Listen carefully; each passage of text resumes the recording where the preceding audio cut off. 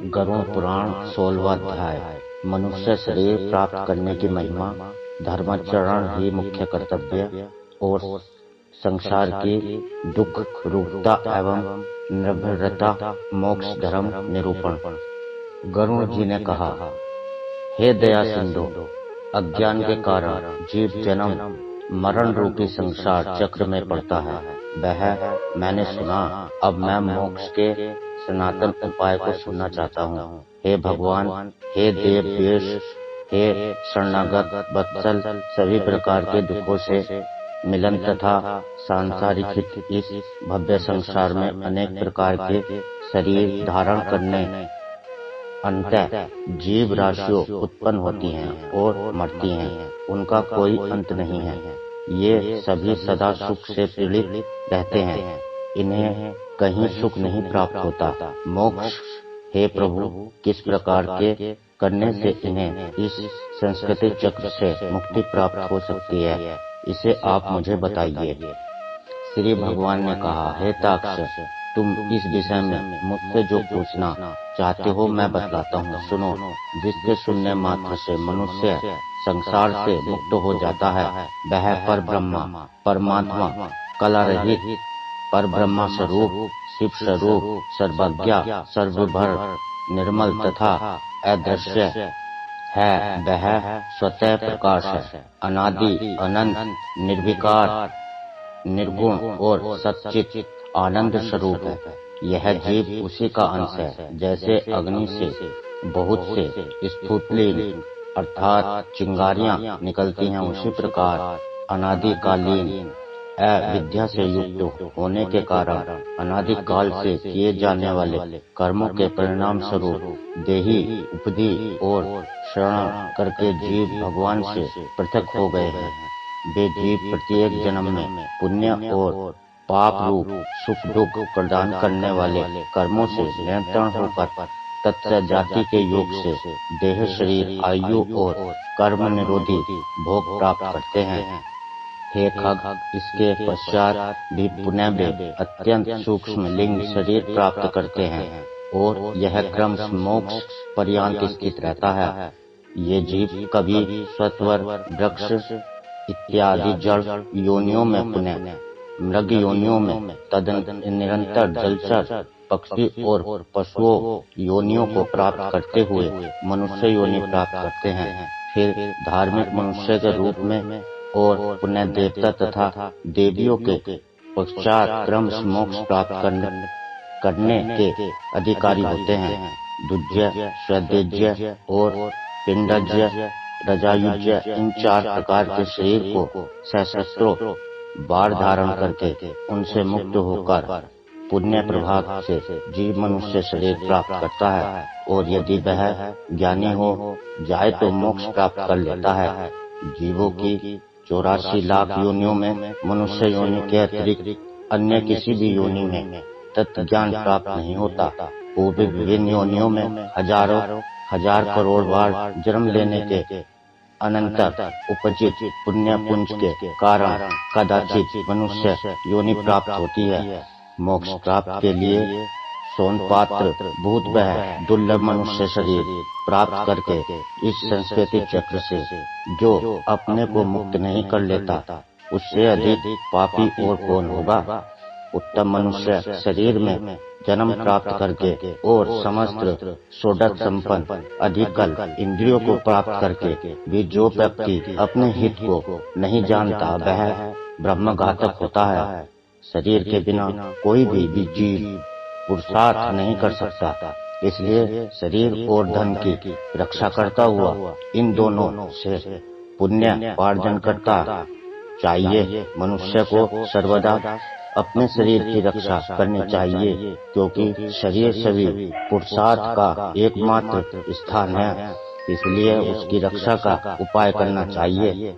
जीव धारण करने पर ही व्यक्ति अपने कल्याण को देखता है। गांव, क्षेत्र, धन, घर और शुभाशुभ कर्म पुण्य प्राप्त हो सकते हैं, किंतु मनुष्य शरीर पुण्य प्राप्त नहीं हो सकता। इसलिए बुद्धिमान व्यक्ति सदा शरीर की रक्षा का उपाय करते हैं। कुछ आदि रोग भी अपने शरीर को त्यागने की इच्छा नहीं करते। शरीर की रक्षा धर्मचरण के उद्देश्य से और धर्मचरण ज्ञान प्राप्ति के उद्देश्य से ज्ञान ध्यान एवं योग की सिद्धि के लिए और फिर धान्य योग से मनुष्य अविलंब मोक्ष प्राप्त कर लेता है। यदि मनुष्य स्वयं ही अपने आत्मा का अहित से निवारण नहीं कर लेता तो आत्मा का दूसरा कौन हितैषी होगा जो आत्मा को तारेगा। जो जीव मनुष्य के शरीर में रहकर उसी जन्म में नरक रूपी व्याधि की चिकित्सा नहीं कर लेता, वह परलोक में जाने पर जहाँ औषध नहीं प्राप्त है, नरक उपाधि से पीड़ित होने पर फिर क्या कर सकेगा। वृद्धावस्था बाघिन के समान सामने खड़ी है, फूटे हुए घड़े के गिरने वाले जल की भांति प्रतिक्षण आयु समाप्त होती जा रही है। रोग शत्रु की भांति प्रहार कर रहे हैं। अतः श्रेष्ठ प्राप्ति के लिए जीव को अभ्यास करना चाहिए। जब तक दुख प्राप्त नहीं होता, जब तक आपत्तियां घेर नहीं लेती और जब तक इंद्रियों में वैकल्य नहीं आ जाता, तब तक श्रेष्ठ प्राप्ति के लिए जीव को प्रयास करते रहना चाहिए। जब तक यह शरीर है तभी तक तत्व ज्ञान का आभास करना चाहिए। भवन में आग लग जाने पर कौन ऐसा दुबुद्धि मनुष्य है जो कुआं खोदना आरंभ करता है। बहुविध सांस्कृतिक कार्यक्रम में पंचों में व्यक्त रहने के कारण काल का ज्ञान नहीं होता। यह कलेश की बात है कि मनुष्य अपने दुख सुख और हित की बात को नहीं समझता। संसार में जीवों की उत्पत्ति होते हुए, रोग आदि से दुखी होते हुए, मृत्यु प्राप्त करते हुए और अपमानग्रस्त तथा दुख देखकर भी सांसारिक मनुष्य मोह रूपी मदिरा को पीकर कभी भी भयभीत नहीं होता। भौतिक संपत्ति स्वप्न के समान नरक भक्षण भंगु है। यौवन भी पुष्प के समान मुरझा जाने वाला है। आयु बदले में चमकाने वाली बिजली के समान चंचल है।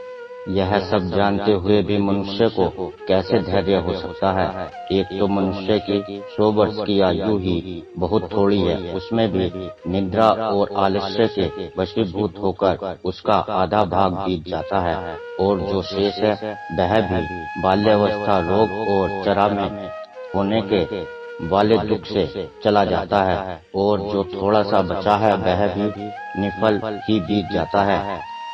प्रारंभ करने वाले कार्यों के विषय में जो उद्योग नहीं करता और जहाँ ब्रह्मचिंतन आदि में जागरूक रहना चाहिए वहाँ वह सोता रहता है। इसके विपरीत जहाँ सदा सदा भय विद्यमान है, उस संसार में वह विशस्त्र है। ऐसे जो मनुष्य हैं वह अभागा क्यों नहीं मारा जाएगा। जल में उठने वाले फैन के समान अति क्षणभंगुर देह को प्राप्त करके जीवित आत्मा उसमें स्थिर रहता है। यह शरीर ही सबको प्रिय संवांश के रूप में प्रतीत होता है, किंतु इस अनित्य शरीर में जीवित आत्मा निर्भय होकर कैसे रह सकता है। जो अहित करने वाले विषय भोगों में ही हित बुद्धि रखता है तथा अनिश्चित पुत्र कलह देह आदि को स्थायी समझता है और भौतिक धन संपत्ति आदि अनर्थक कार्य वस्तुओं में जो अर्थ बुद्धि रखता है वह अपने परमार्थ को नहीं जानता। जो यह जगत किसी का नहीं हुआ ऐसे देखते हुए भी गिर रहा है और आत्मज्ञान विषयक वचनों को सुनते हुए भी जिसे बोध नहीं होता, पढ़ करके भी उसका अर्थ नहीं समझता। ऐसा इसलिए होता है कि जीव भगवान की माया से मोहित है। मृत्यु, रोग और जाग रूपी ग्रहों के द्वारा गंभीर काल सागर में डूबते हुए इस जगत को कोई भी नहीं जान पाता। प्रतिक्षण क्षीण होते हुए भी इस काल की सूक्ष्म गति को जीव वैसे ही नहीं जान पाता जैसे कच्चे घड़े में स्थित जल में विगलित होने का ज्ञान नहीं होता है। कदाचित वायु का बांधना संभव हो सकता है। आकाश को खंड खंड करने की तरंगों के गुफन की कल्पना भी संभव हो सकती है, परंतु आयु के शास्त्र होने की आस्था कदापि संभव नहीं हो सकती। जिस काल के द्वारा जल जाती है, मेरू पर्वत भी चूर चूर हो जाता है, सागर का जल भी सूख जाता है, उस काल से मनुष्य शरीर की रक्षा की क्या कथा। ऐ मेरा पुत्र, मेरी पत्नी, मेरा धन, मेरा बांधव, इस प्रकार मैं कहते हुए मनुष्य रूपी बकरे और हठपूर्वक काल रूपी भेड़िए मार डालता है।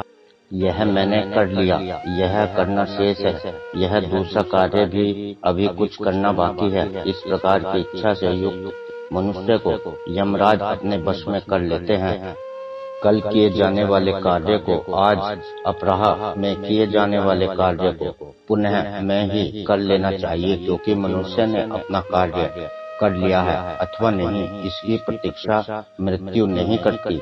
वृद्धावस्था जिसको रास्ता दिखाने वाली है, रोग ही जिसके सैनिक हैं, ऐसे मृत्यु रूपी शत्रु के तुम सुखमी स्थिति हो, फिर उस त्रय शत्रु से रक्षा करने वाले परमात्मा की ओर क्यों नहीं देखते, अर्थात उनकी ओर उन्मुख क्यों नहीं होते हो।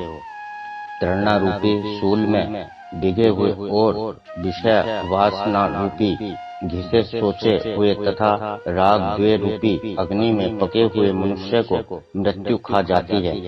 यह जगत ऐसा है कि इसमें मृत्यु बालकों, युवकों, वृद्धों और गर्भस्थ जीवों सभी को ग्रस्त लेती है। जब जीव अपनी देह को भी नहीं छोड़कर यमलोक को चला जाता है, तो फिर स्त्री, माता पिता और पुत्र आदि से किस प्रयोजन से संबंध स्थापित किए जाएं? यह संसार दुख का मूल कारण है। इसलिए इस संसार से जिसका संबंध है वही दुखी है, और जिसने इस जगत का त्याग किया वही मनुष्य सुखी है। दूसरा कोई भी कहीं भी सुखी नहीं है। यह संसार सभी प्रकार के दुखों का उत्पत्ति स्थान है, सभी अपराधियों का घर है और सभी पापों का आश्रय स्थान है। इसलिए ऐसा संसार को क्षण मात्र में त्याग देना चाहिए। लोह एवं लकड़ी के पाशों से बंधा हुआ मनुष्य मुक्त हो सकता है, किंतु पुत्र और पत्नी रूपी पाशों से बंधा हुआ मनुष्य कभी भी मुक्त नहीं हो सकता। मनुष्य अपने मन को प्रिय लगने वाले इस जगत में जितने पदार्थ से संबंध बनाता है, उतनी ही अधिक शोक की कीलें उसके हृदय में गड़ती जाती हैं। यह बड़े खेद की बात है कि मनुष्य की देह में स्थित शब्द, स्पर्श, रूप, रस, गंध, विषयों का आहार करने वाले इंद्र रूपी चारों ने इस लोक में समस्त धन को अपहृत करके इसे नष्ट कर दिया है। अर्थात परलोक के लिए हितकारी धर्म रूपी जो धन है, उसका इंद्रियों ने हरण कर लिया है। मांस लोभी मत्स्य जैसे वंशी में लगे हुए लोहे के अंकुश को नहीं जान पाता, उसी प्रकार विश्व से उत्पन्न होने वाले सुख के लोभ से जीव यम यातनाओं की परवाह नहीं करता। हे गरुण, जो अपने हित और अहित को नहीं जानते सदा कुमार्ग पर चलने वाले हैं और मात्र पेट भरते में ही जिसका सारा अध्यय शायद रहता है, वे मनुष्य नरकगामी हैं। निंद्रा, मैथुन और आहार आदि की स्वाभाविक प्रवृत्ति सभी प्राणियों में समान रूप से विद्यमान रहती है। उनमें जो वास्तविक हित अहित को जानने वाला अज्ञानवान है, वह मनुष्य कहा जाता है, और उस ज्ञान से जो शून्य है वह पशु कहलाता है। मूर्ख मनुष्य प्रातःकाल मलमूत्रों के वेग से, मध्य दिन में सुक्ता और तृणा से तथा रात्रि में काम कीड़ा और निद्रा से बाधित करते हैं। हाय, यह खेद की बात है कि अज्ञान से मोहित होकर सभी जीव अपनी देह, धन, पत्नी आदि में आसक्त होकर बार बार पैदा होते हैं और मर जाते हैं। इसलिए सदा आसक्ति का त्याग कर देते चाहिए, और यदि उसका सर्वथा त्याग न हो सके तो महापुरुषों के साथ संबंध बनाना चाहिए, क्योंकि संत पुरुष संसार स्वरूपी रोगों के विशेषज्ञ हैं। सत्संग और विवेक, ये दोनों ही व्यक्ति के दो निर्मल नेत्र हैं। जिस व्यक्ति के पास ये नहीं है वह अंधा है। अंधा मनुष्य को मार्गगामी क्यों नहीं होगा? अपने अपने वर्ण और आश्रय के लिए शास्त्रोबोध आचरणों का पालन करने में संलग्न रहने वाले सभी मनुष्य आदि परम धर्म को नहीं जानते तो वे दभ्यज्ञाचारी व्यर्थ में नष्ट हो जाते हैं। कुछ लोग अनेक प्रकार की क्रियाओं को करने का प्रयत्न करते हैं और कुछ अन्य व्रत उपवास आदि में संलग्न रहते हैं। अज्ञान से आवृत आत्मा वाले कुछ लोग ढोंगी बनकर विचरण करते हैं। कर्म कांड में आस्था रखने वाले मनुष्य शास्त्र बोधि नाम मात्र की फलश्रुतियों से संतुष्ट हो करके मंत्रोच्चारण और होमादि कृत्यों तथा यज्ञ से विस्तृत विद्वानों से इन्हीं में उलझे रहते हैं। मेरे माया से विमोहित होकर शरीर को सुखाने वाले मूर्ख लोग एक गुप्त उपवास आदि व्रतों का आचरण करके परोक्ष प्रगति को प्राप्त करना चाहते हैं। शरीर और दंड देने मात्र से क्या अविवेकी पुरुषों को मुक्ति प्राप्त हो सकती है? वाल्मीकि सांप की बाबी को ताड़ना करने मात्र से क्या कहीं भी महासर्प की मृत्यु हो जाती है? बड़ी लंबी जटाओं के भार को ढोने वाले और मृगचर्म आदि से युक्त पुरुष वेश धारण करके ज्ञानी भी भांति ही लोक में भ्रमण करते हैं और लोगों को भी भ्रमित करते हैं। संसार सुख में आसक्त जो व्यक्ति मैं ब्रह्म ज्ञानी हूँ ऐसा कहता है, वह कर्म मार्ग तथा ब्रह्म ज्ञान मार्ग दोनों मार्गों से भ्रष्ट हो जाता है। उसे चांडाल की भांति छोड़ देना चाहिए। संसार में घर में और अरण्य में लज्जा त्याग कर सम्मान रूप से नग्न होकर गर्दभ आदि पशु भी विचरण करते हैं, तो क्या इस आचरण से वे संसार से विरक्त हो जाते हैं? यदि मट्टी और भस्म के धारण करने मात्र से मनुष्य मुक्त हो जाए तो मट्टी और भस्म में शयन करने वाला वह कुत्ता भी क्या मुक्ति प्राप्त कर लेगा? घास पात और जल का आहार करने वाले तथा निरंतर जंगल में निवास करने वाले शंगाल, चूहे तथा मृग आदि पशु भी क्या तपस्वी योगी हो जाते हैं? अर्थात अन्न छोड़ देने, ग्राम या नगर में निवास छोड़कर वन में रहने मात्र से कोई सन्यासी नहीं हो जाता। मृडूक अर्थात मेंढक और मत्स्य आदि जलचर जीव जन्म लेकर मृत्यु पर्यंत गंगा आदि नदियों में निवास करते हैं, तो क्या वे योगी हो जाते हैं? कबूतर, शिलवृत्ति, कंकड़ का आहार करने वाले हैं तथा चातक भी भूमि पर स्थित जल को नहीं पीते, तो क्या इससे भी व्रती हो जाते हैं? इसलिए हे खगेश्वर, पूर्वक संपूर्ण कर्म अनुष्ठान केवल लोकर जन्मात्र के लिए है। मोक्ष का अकरण तो साक्षात तत्व ज्ञान ही है। हे खग, षड दर्शन रूपी महाकूप में पड़े हुए मनुष्य रूपी पशु परमार्थ को नहीं जानते हैं, क्योंकि वे पशु पास से निरंतर रहते हैं। वेद और शास्त्र रूपी घोर समुद्र में इधर उधर ले जाते हुए कीर्ति की व्यक्ति सुधा, पिताशा, शोक, मोह और जन्म मृत्यु को कहा जाता है, ये ग्रस्त होकर स्थित रहते हैं।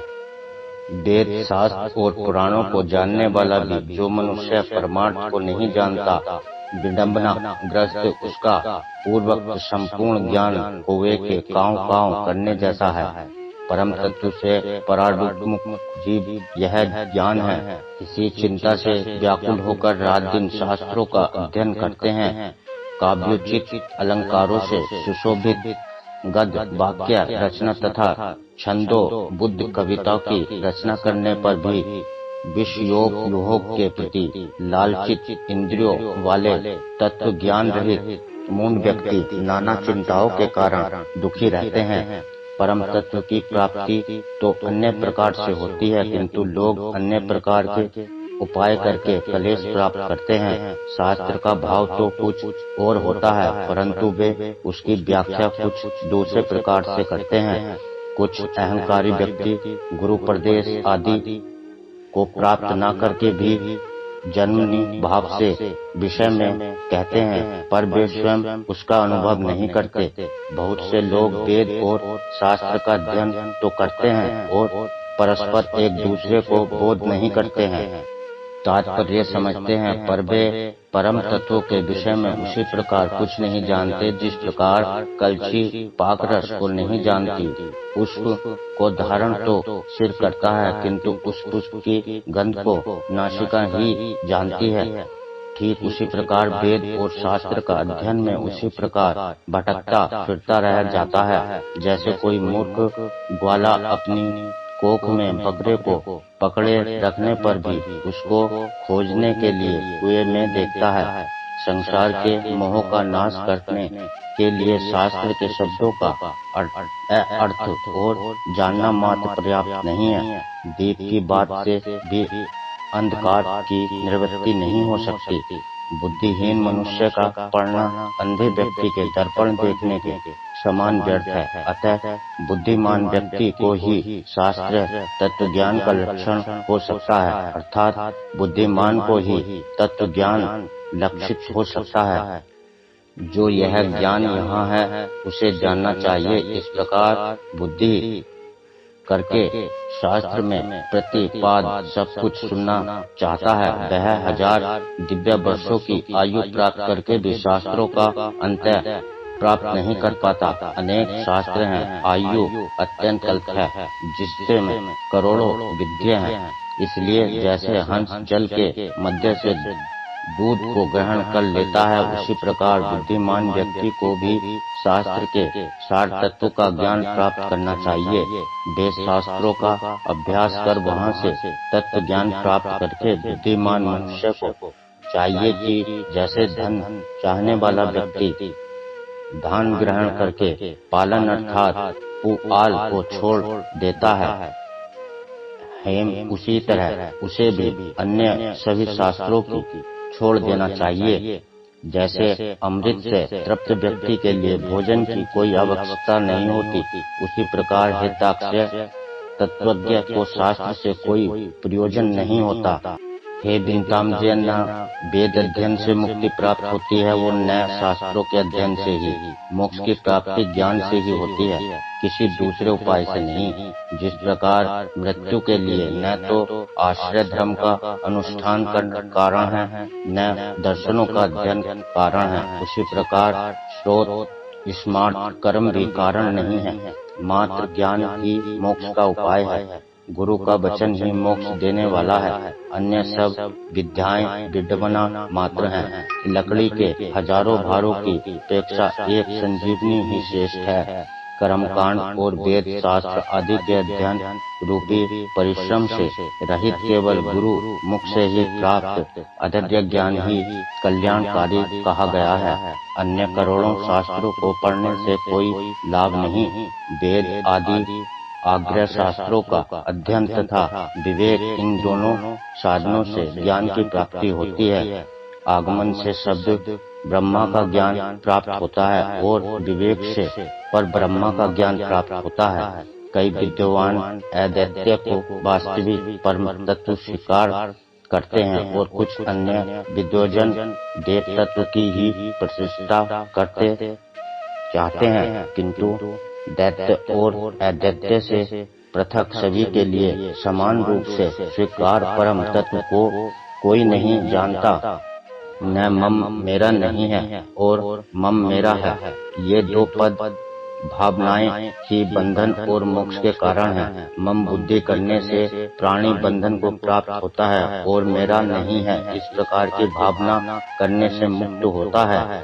कर्म वही है जो बंधन का हेतु नहीं होता तथा विद्या वही है जो मोक्ष प्रदान करा दे, और इससे अतिरिक्त कर्म केवल क्षण मात्र के हेतु हैं जो शरीर के लिए क्लेशप्रद हैं, तथा अन्य प्रकार की विद्या शिल्प चातुर्य मात्र है। वह तक कर्म किए जाते हैं, जब तक संसार में अशक्ति रहती है, जब तक इंद्रियों का चंचल्य बना रहता है, तब तक तत्व ज्ञान की बात ही कहाँ हो सकती है। तब तक देह को अपना स्वरूप मानना है, तब तक ममता रहती है, जब तक प्रत्यन का वेग रहता है, जब तक संकल्प की कल्पना होती रहती है, जब तक मन स्थिर नहीं हो जाता, जब तक शास्त्र का चिंतन नहीं किया जाता तथा जब तक गुरु की कृपा नहीं प्राप्त होती, तब तक तत्व ज्ञान की चर्चा ही कहाँ होती है। तब व्रत, तीर्थ, जप, होम तथा पूजा आदि सत्कर्मों का अनुष्ठान तथा वेद, शास्त्र और आगम की कथा भी तभी तक उपयोगी है जब तक जीव को तत्व ज्ञान प्राप्त नहीं हो जाता। इसलिए हे ताक्ष्य, यदि अपने मोक्ष की इच्छा हो तो सर्वदा संपूर्ण प्रयत्नों का भी सभी अवस्थाओं में निरंतर अनुष्ठान करके तत्व ज्ञान की प्राप्ति में संलग्न रहना चाहिए। जो प्राणी अधिभौतिक और अधिवैदिक आध्यात्मिक ताप श्रेय से सदा संतृप्त रहता है, उसे मोक्ष वृक्ष की छाया का आश्रय करना चाहिए। जिस मोक्ष वृक्ष का पुष्प धर्म और ज्ञान स्वरूप है तथा फल स्वर्ग एवं मोक्ष है। इसलिए श्री गुरु मुख से आत्म तत्व विषय ज्ञान का प्राप्त करना चाहिए। ज्ञान हो जाने पर प्राणी इस घोर संसार बंधन से सुख पूर्वक मुक्त हो जाता है। हे ताक्ष्य, मैं तत्वज्ञानी पुरुष के द्वारा किए जाने वाले अंतिम क्रिया के विषय में तुम्हें बताता हूँ। सुनो, जिस उपाय को करके जीव को ब्रह्म निर्वाण संज्ञा मोक्ष की प्राप्ति होती है, अनंत काल के आ जाने पर पुरुष भय छोड़कर अनासिक शक्ति रूपी शस्त्र से देह आहर विषय मात्र को काट डालते हैं। वह धीर पुरुष घर से निकलकर पवित्र तीर्थ के जल में स्नान करके पवित्र और एकांत देश में विधिवत आसन लगाकर बैठ जाएं और शुद्ध परम त्रिवत ब्रह्म रक्षक अर्थात ओमकार का मन से अभ्यास करें तथा ब्रह्म जीव स्वरूप ओमकार का निरंतर स्मरण करके श्वास को जीतकर मन को नियंत्रण करें। बुद्धि रूपी सारथी की सहायता से मन रूपी लगाम के द्वारा इंद्रियों को विषयों से निराग्रही कर लें और कर्मों के द्वारा आक्षिप्त मन को बुद्धि की सहायता से शुभ अर्थ में अर्थात परम ब्रह्मा के चिंतन में लगा दे। मैं ब्रह्मा हूँ, मैं परम धाम हूँ और परम पद रूपी ब्रह्मा मैं हूँ। ऐसी समीक्षा करके अपनी आत्मा को निकाल परमात्मा में लगा दे और ओम इस एकाक्षर ब्रह्मा का उच्चारण करता हुआ तथा मेरा स्मरण करता हुआ जो मनुष्य देह त्याग करता है वह इस संसार से तार जाता है और परम गति प्राप्त करता है। मान और मोक्ष से रहित तथा आसक्ति से उत्पन्न होने वाले दोषों को जीव लेने वाले सुखादि आदि इंद्रियों से मुक्त ज्ञानी पुरुष उस अविनाशी परम पद को प्राप्त होता है। जो व्यक्ति राग और द्वेष रूपी मलों का अपहरण करने वाले ज्ञान रूप जलाशय और सत्य स्वरूप जल वाले मान तीर्थ में स्नान करता है वह मोक्ष प्राप्त कर लेता है। जो पोष्ट वैराग्य को धारण करके अन्य भावों का परित्याग कर केवल मृद संयक भावना के द्वारा मेरा भजन करता है, ऐसा पूर्ण दृष्टि रखने वाला अमला अनंतर आत्मा संत ही मोक्ष को प्राप्त होता है। तीर्थ में मृत्यु हो जाए इस उत्कट से उत्सुक होकर जो अपने घर का परित्याग करके तीर्थ में निवास करता है और मुक्ति क्षेत्र में मरता है वही मोक्ष प्राप्त करता है। अयोध्या, मथुरा, कनखल, हरिद्वार, काशी, काची, अवंतिका और द्वारा बतीपुरी ये 7 पुरियां मोक्ष देने वाली हैं। ताक्ष्य, मैंने सनातन मोक्ष धर्म को तुम्हें बता दिया। ज्ञान और वैराग्य के अहित इसे सुनकर पुरुष मोक्ष प्राप्त करता है। पुरुष मोक्ष प्राप्त करते हैं, धार्मिक पुरुष स्वर्ग को प्राप्त होते हैं, पापियों की दुर्गति होती है और पशु पक्षी आदि पुनः पुनः जन्म मरण रूपी संसार में भ्रमण करते हैं। इस प्रकार सभी शास्त्रों का सारोद्धार मैंने 16 अध्यायों में कह दिया। अब और क्या सुनना चाहते हो?